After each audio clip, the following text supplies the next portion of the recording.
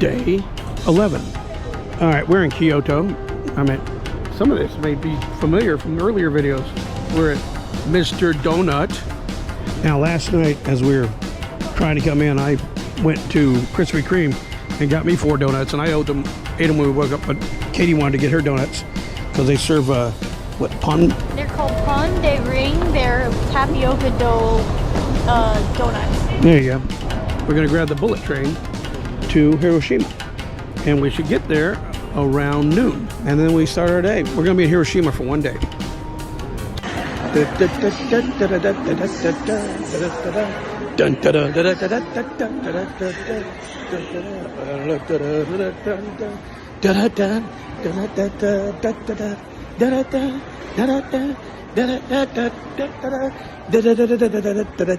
Staying alive, staying alive. Woo. Staying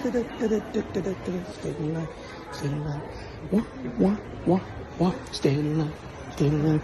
Staying alive, staying alive. Staying alive.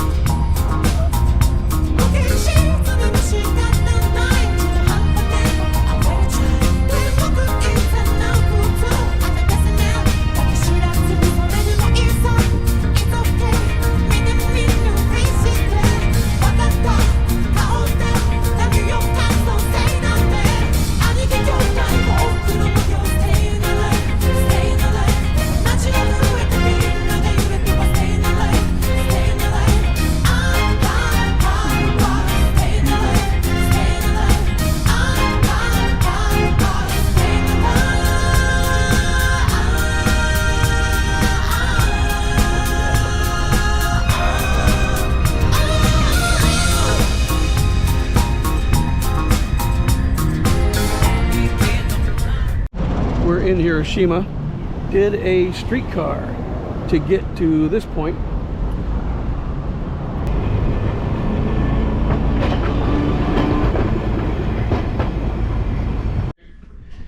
All right, this is our room in Hiroshima. Now, we didn't go 5-star because I don't think there was a 5-star. I'm not quite sure.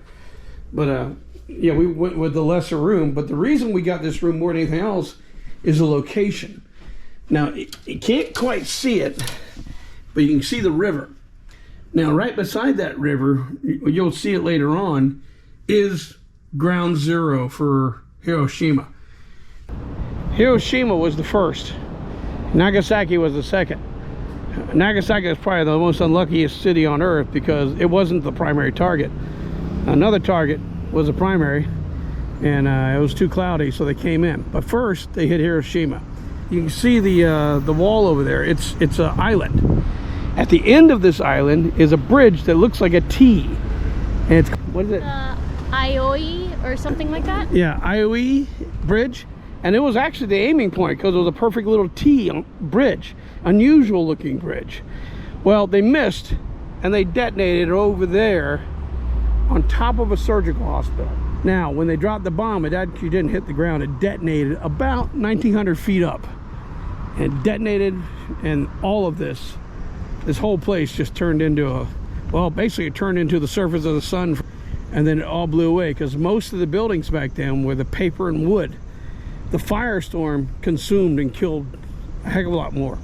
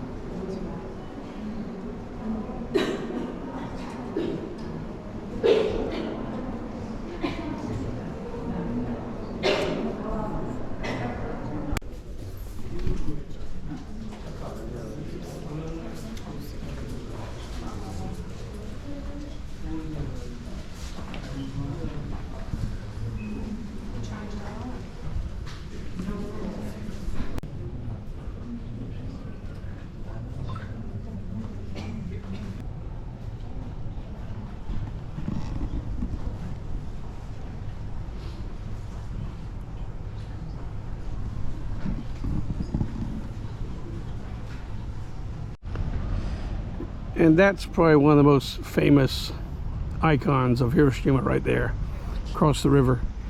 They actually just call it the Atomic Dome is a nickname for it. Now, when the birds came in, we were talking about dropping the bomb. There was also, what is the justification? You know, I got people saying, oh, you should have dropped the atomic bomb. Anybody who actually studies history understands how asinine a comment like that is. Because the bomb, if we had not dropped it, we would have to invade Japan. The only way you were going to end this war was you had to invade Japan. You had to end it by making the Japanese not want to fight anymore. They were going to keep fighting. When we took Okinawa, we learned that. They fought to the bitter end, and even when they, the women were so freaked out and they wouldn't surrender, they dove off of cliffs with the children in their arms. They were not going to give up.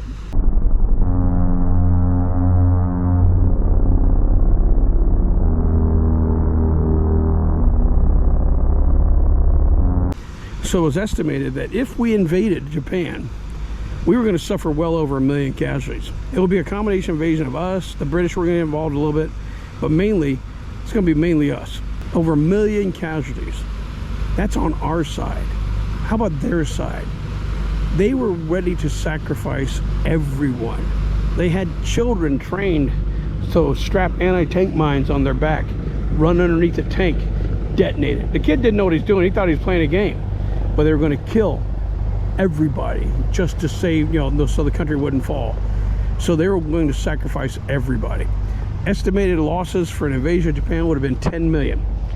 10 million dead. Now, the war would have also gone on. It would have ended in 1945. Gotta figure, if we had to invade each of the Japanese islands, and it wasn't just one, we had to invade each of the Japanese islands. It would go on probably until the 1950s, possibly even all the way to the 1960s, because the Japanese weren't going to give up. Proof of that is the Japanese soldiers who didn't surrender till the 1970s. They were still thinking the war was going on in the Philippines. Should we have dropped the bomb? The bomb killed, you know, both bombs killed about 40,000 people, depending on what residual effects, maybe up to 100,000 people. 100,000 people is a tragedy. The museum we just went to, most of the exhibits on the inside are showing how the children were affected, and it showed the children's deaths and children's story. And in war, the innocents always suffer the most. I mean, it's always women and children that suffer the most. It's not the soldiers. So yeah, it suffered the most, but was it justified? Now, the question is, do you trade 100,000 lives for 10 million?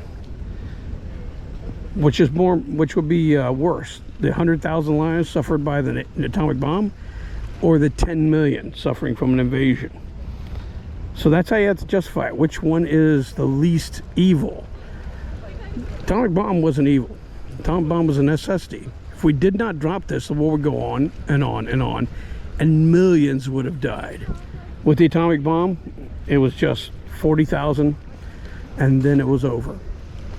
The emperor finally decided, yes, we need to end this.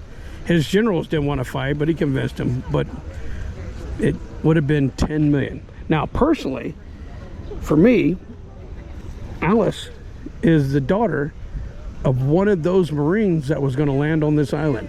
He was going to be in the first wave. It was Operation Olympic. Now, if he had been in that first wave, I guarantee he probably would have been killed, because it would have been one of those million casualties. Now, if he was killed, Alice wouldn't have been born. I wouldn't have married Alice, and I wouldn't have had my daughters. So, do I think the bomb is justified? Yes. Otherwise, my daughters wouldn't be alive today. Most of these Japanese people here would not be alive today, because their ancestors would have died too.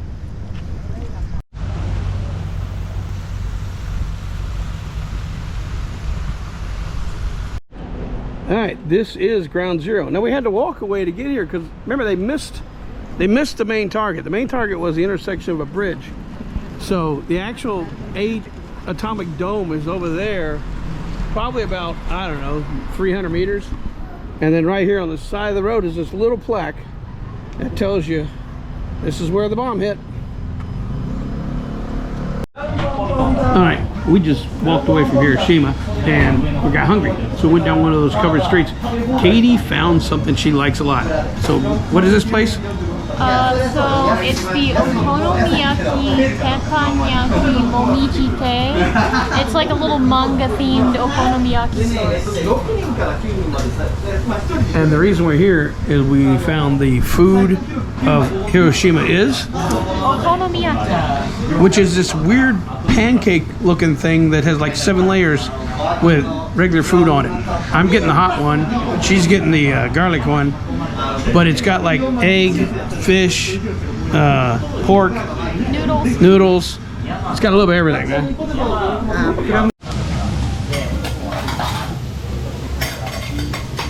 What's the name of this, Katie? Okonomiyaki. All right, this guy's making it. It's like a bunch of layers. The bottom one's like a pancake, and there's a bunch of stuff in between. The top one's a pancake. You got yakisoba noodles in between. It's all fried up. And there's different ones. I'm getting the hot one. Katie's getting the garlic one. This is the nerd store. Katie's loving the nerd store.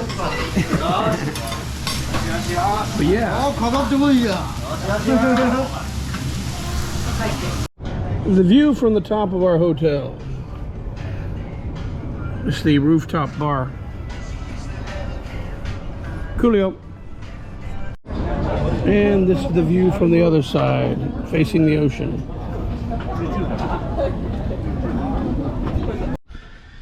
A view from our hotel room in Hiroshima. Hiroshima.